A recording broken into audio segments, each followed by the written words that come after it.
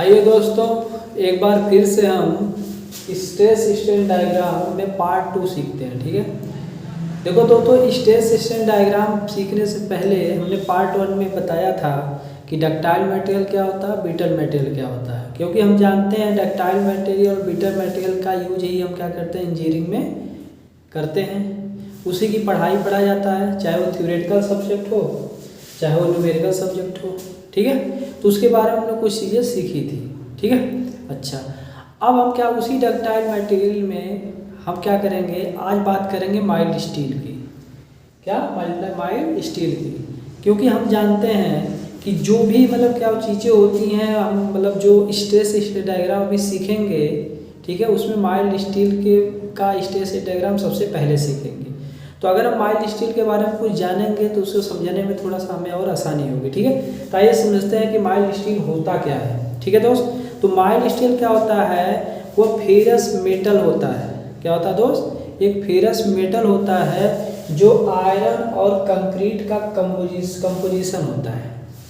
Iron और carbon का composition होता है, जिसे हम माइल्ड स्टील कहते हैं। ठीक है, ये जो माइल्ड स्टील होता है ये लो प्राइस मटेरियल कहा जाता है, क्योंकि मार्केट में इसकी जो प्राइस है बहुत ज़्यादा नहीं होती है, और इसी कारण से इसके हम क्या करते हैं कि जो इंजीनियरिंग है में मैक्सिमम यूज करते हैं। ठीक है, अच्छा, अगर हम इसके बारे में सोचें तो कार्बन का जो कंटेंट होता है माइल्ड स्टील में 0.16% से 0.29% होता है। ठीक है, तो यहाँ पर लिखा हुआ। ठीक, अच्छा, ऐसे ये जो आपका माइल्ड स्टील होता है, ठीक है, ये आपका एक तरह से इसके अंदर अगर आपका लो कार्बन का आपका माइल्ड स्टील है, ठीक है, तो उसमें फेरस मैग्नेटिक क्वालिटी होती है, यानी उसको हम फेरस मैग्नेट क्या बोलते हैं, माइल्ड स्टील कहेंगे। ठीक है, लो कार्बन जो माइल्ड स्टील होगा जिसे हम क्या कहेंगे, फेरस मैग्नेटिक भी कहेंगे। ठीक है, अच्छा, इसका जो मेल्टिंग पॉइंट होता है माइल्ड स्टील का 1450 सेल्सियस से 1520 सेल्सियस तक होता है। अब 1450 से 1520 सेल्सियस आप देख रहे हैं, काफ़ी हायर मेल्टिंग टेम्परेचर है। ठीक है, हायर मेल्टिंग टेम्परेचर है, यानी मेल्टिंग टेम्परेचर का बहुत ज़्यादा है। अब इस हायर मेल्टिंग टेम्परेचर का मतलब क्या है, इस हायर मेल्टिंग टेम्परेचर का मतलब ये है कि जब हम कोई माइल्ड स्टील है, ठीक है, उसे हम हीट करेंगे, ठीक है, हीट करेंगे तो वो मोर डक्टाइल हो जाएगा, बहुत ज़्यादा क्या हो जाएगा, आपका डक्टाइल हो जाएगा। बात समझ में रही है ना, ये आपका इस सीरीज में आपको देखो यहाँ लिखा है मोर डक्टाइल। और जब मोर डक्टाइल होगा तभी तो हम इसकी सहायता से फोर्जिंग क्रिया हुई, बेल्डिंग हुई और फैब्रिकेशन हुआ, कटिंग हुआ, डीलिंग हुआ, इन कार्यों को हम आसानी से कर सकेंगे। ठीक है, अच्छा, दूसरी चीज़ क्या, यहाँ पर हमने देखो लिखा है इसकी डेंसिटी, माइल्ड स्टील की जो डेंसिटी होती है बाबू 7850 kg पर मीटर क्यूब होती है। आप जानते हो कि डेंसिटी बराबर होता क्या है, डेंसिटी बराबर आप जानते हैं कि m/v होता है, m/v होता है। ठीक है, इसके लिए डेंसिटी क्या है, मास डेंसिटी क्या है, इसको समझने के लिए मैंने क्या बोलते हैं यूट्यूब पे एक वीडियो डाल रखा है, इसको आप देखिएगा, आप समझ जाएंगे। मतलब क्या होगा, जिस भी मटेरियल की डेंसिटी जितनी ज़्यादा होती है वह मटेरियल उतना ही क्या होता है, भारी होता है, वह मटेरियल उतना ही क्या होता है, भारी होता है। इस चीज़ को आप वहाँ पे समझेंगे। ठीक है, ऐसे ही इसे समझाने के लिए मैंने यहाँ पे कुछ मटेरियल की डेंसिटी भी लिख रखा है, जैसे माइल्ड स्टील की डेंसिटी मैंने बताया 7850 kg पर मीटर क्यूब होती है। ठीक है, ऐसे मीडियम कार्बन स्टील है, उसकी जैसे 7830 kg पर मीटर क्यूब होती है। हाई कार्बन स्टील है तो 7810 kg पर मीटर क्यूब है। यानी इन तीनों में अगर देखा जाए तो क्या है, आपका माइल्ड स्टील का क्या भाग सबसे ज़्यादा होगा। अच्छा, कुछ मेटेरियल का और डेंसिटी मैंने आपके जीएस के लिए रखी है, जैसे आपका गोल्ड का जो है आपका 19,320 आपका kg पर मीटर क्यूब होगा। मतलब समझ रहे हैं क्या है, मतलब आप समझा देते हैं एक बार फिर से। मतलब ये है कि अगर एक के क्या बोलते हैं कि वैल्यू क्या बोलते हैं कि एक मीटर क्यूब में, यानी ये कोई बर्तन हो, ठीक है, उसमें 1 kg अगर आप सोना रखोगे और 1 kg अगर आप माइल्ड स्टील रखोगे, इसकी डेंसिटी जो ज़्यादा नहीं सोने की, और ये आपका इसका कम है। एक आपका 1 मीटर क्यूब में अगर बर्तन में आप 1 kg रखते हो, भरते हो उसके अंतर्गत, ठीक है, तो आप देखोगे क्या 1 kg सोना क्या होगा, ज़्यादा भारी होगा अपेक्षा क्या माइल्ड स्टील की। ये इसका मतलब है डेंसिटी का, ठीक है। एक चीज़ और इसका हमेशा याद रखा करिए, क्या इसकी जो ई की वैल्यू होती है, ई का मतलब क्या यंग मॉडल्स, जिसकी ये वीडियो मैंने आपको बना के डाली है, उसको आप ध्यान से देखिएगा, बहुत अच्छी तरह से उसमें बताया है कि क्या होता है, ठीक, मेटेरियल की प्रॉपर्टी होती है। तो ई का वैल्यू इसका कितना होता है, वो 200 GB होता है, या 2×10⁵ न्यूटन पर मीटर, वो न्यूटन पर mm स्क्वायर, क्या लिखा mm स्क्वायर होता है। तो ये नहीं क्या बोलते हैं माइल्ड स्टील की बातें, ठीक है। अब हम क्या है, अब हम यहाँ पे ये भी सीखें थोड़ा सा, एक बात हम जाने कि जो डक्टाइल मटेरियल होता है, ठीक है, उसमें आपको अभी मैंने कुछ वक्त पहले बताया था कि जो डक्टाइल मटेरियल होता है वो दोस्त होता क्या है आपका, कि मतलब वीक इन शियर होता है, 45 डिग्री पे शियर का मान मैक्सिमम होता है, ठीक है, शियर में फेलोर हो जाता है ना। अगर आपसे कोई पूछे कि 3 स्ट्रेस दिए हुए हैं, कौन कौन बाबू 3 स्ट्रेस दिए हैं डक्टाइल मटेरियल के लिए, सिग्मा टी है, सिग्मा सी है और सिग्मा एस है।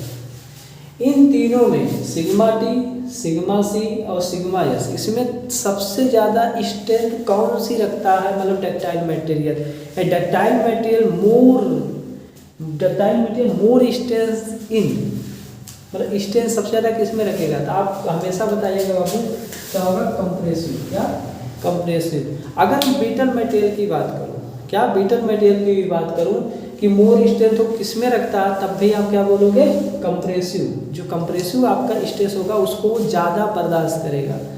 क्यों कहोगे, क्यों, क्योंकि उस जो चाहे वो ब्रिटल मटेरियल हो चाहे वो डक्टाइल मटेरियल, जब भी आप उसे कंप्रेसिव फोर्स लगाओगे उसके मॉलिक्यूल पास आ जाएंगे, तो वो उसको क्या करेंगे, स्ट्रेस को सहने की क्षमता और ज़्यादा मतलब क्या होती है, बढ़ जाएगी, ठीक है। इस चीज़ को ध्यान दीजिएगा, ठीक है। अच्छा, लेकिन अगर बात करेगा कि मतलब इसमें मतलब क्या बोलते हैं वो फेलोर हो जाता, तो आप कहोगे शियर, क्या शियर में फेलोर हो जाता है, ठीक है। अच्छा, ऐसे ही अगर डक्टाइल मटेरियल की बातें करें तो उसको लिखना अगर चाहें हम इस चीज़ को लिखेंगे सिग्मा सी ग्रेटर देन होगा, क्योंकि उसमें ज़्यादा उसकी मतलब क्या होती है, स्ट्रेंथ होती है। उसके बाद क्या आएगी, सिग्मा टी आएगी और लास्ट में आपका सिग्मा एस आएगा। ये डक्टाइल मटेरियल के स्ट्रेंथ के बारे में मैंने बातें की है। अगर यही बातें हम क्या करें, कंप्रेसिव वो ब्रिटल मटेरियल के बारे में बातें करेंगे, तो ब्रिटल मटेरियल क्या होगा, ब्रिटल मटेरियल सिग्मा सी की वैल्यू उसकी बहुत ज़्यादा होगी, किससे, टेंसाइल से, क्योंकि आपने अभी पढ़ा ही है कि जो ब्रिटल मटेरियल होता है वो टेंसाइल स्ट्रेंथ लगाने में ज़्यादा क्या होता है, फेलोर हो जाता है, ठीक है। लेकिन अगर तीनों का कंपेरिजन किया जाए, ठीक है, तो क्या करेगा आपका जो ब्रिटल मटेरियल होगा sigma C is greater than sigma S is greater than sigma T होगा। तो ये भी एक बात थी जो मैंने बताना चाहा था, यहाँ पे आपको बातें कर लिया, ठीक है। तो ये हमारा क्या था, आपका माइल्ड स्टील के बारे में बातें करना। अच्छा, अब हम यहाँ पे जो लिखे हुए हैं उसके बारे में बातें करेंगे, ये हम मिटा दें, ठीक है। चलिए, अब दोस्त क्या होता है, अब होता क्या है, अब यहाँ पे हमने क्या लिया है, माइल्ड स्टील का एक स्पेसिमेन दिखाया गया है।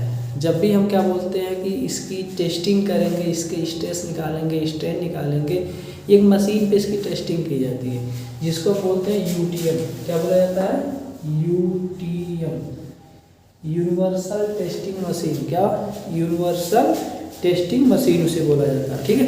अब यूनिवर्सल जो टेस्टिंग मशीन होती है उस पर क्या किया जाता है, माइल्ड स्टील का एक स्पेसिमेन है जिस पर उस पर क्या किया जाता है, टेस्ट किया जाता है। आप देख रहे हैं यहाँ पे क्या क्या इंस्ट्रूमेंट यूज़ किया गया है, आप देखो एक आपका एक्सटेंसोमीटर यूज किया गया है, ठीक है। एक्सटेंसोमीटर क्या होगा बाबू आपका, ये आपका जो आपको उसमें चेंज इन लेंथ होगा, जो भी लंबाई में परिवर्तन होगा उसको मापने के लिए क्या किया जाएगा, एक्सटेंसोमीटर का यूज किया जाएगा, ठीक है। दूसरी चीज़ क्या है, यूटीएम मशीन पे क्या किया जाएगा, फोर्स को जब आप उसमें लगाया जाएगा, ठीक है, तो उसके लिए आपका जो नर्लिंग किया गया है ना, दोनों तरफ लगाया जाएगा। जब टेंसाइल फोर्स ऐसे मान लो हो, ये मान लो दोनों तरफ ऐसे लगा दिया जाएगा, इसे पकड़ के जब ऐसे खींचा जाएगा ऐसे, तो नर्लिंग बना रहता है स्पेसिमेन पे, ठीक है। इसमें क्या होता है, ऐसे बना रहता है तो उसमें कुछ गेज लेंथ होती है, वहाँ पे गेज लेंथ को ही हम क्या कहते हैं, ओरिजिनल लेंथ कहते हैं। तो अब उसको जब पकड़ के ऐसे खींचा जाएगा तो इसकी लंबाई में कुछ ना कुछ वृद्धि होगी, क्योंकि डक्टाइल मटेरियल है, तुरंत तो टूटेगा नहीं, जान ही रहे हैं आपका, ठीक है। तो जितनी वृद्धि होगी वहाँ पे फोर्स भी आपको पता चलेगा, तो क्रॉस सेक्शन एरिया भी वैसे ही बदलेगा ना, क्रॉस सेक्शन एरिया भी वैसे ही बदलेगा। लेकिन क्रॉस सेक्शन एरिया जब भी हम लेंगे, क्या लेंगे, आपका ओरिजिनल लेंगे। क्यों? क्योंकि हम पढ़ाई करते हैं किसकी, इंजीनियरिंग स्ट्रेस की। किसकी पढ़ाई करते हैं, इंजीनियरिंग स्ट्रेस की। इंजीनियरिंग स्ट्रेस होता क्या है, देखो स्ट्रेस बहुत कई तरह के होते हैं, जो मैंने वहाँ पढ़ाया वो तो होते ही हैं, नॉर्मल स्ट्रेस और शियर स्ट्रेस, उसके अलावा भी होते हैं। जैसे आपका एक ट्रू स्ट्रेस आएगा, जो भी हम इसके बारे में बात आपसे करेंगे, ठीक। ऐसे ही ट्रू स्ट्रेन भी आएगी।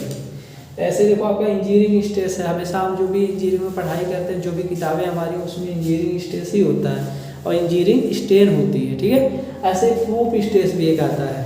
प्रूफ स्ट्रेस क्या होता है आप सोचोगे, और प्रूफ स्ट्रेस के बारे में बातें यहीं कर लेते हैं। जब आप एक चैप्टर पढ़ते हो, जब एक चैप्टर आप पढ़ते हो स्ट्रेन एनर्जी, ठीक है, उसमें आप ऐसे डायग्राम पढ़ते हो, यहाँ पे इलास्टिक लिमिट होती है, क्या, इलास्टिक लिमिट होती है। जब स्ट्रेस आपका मतलब कोई मतलब आपका मटेरियल जैसे यही हो, उसको हम ऐसे खींच रहे हैं, वो इलास्टिक लिमिट तक खींचे, ठीक है।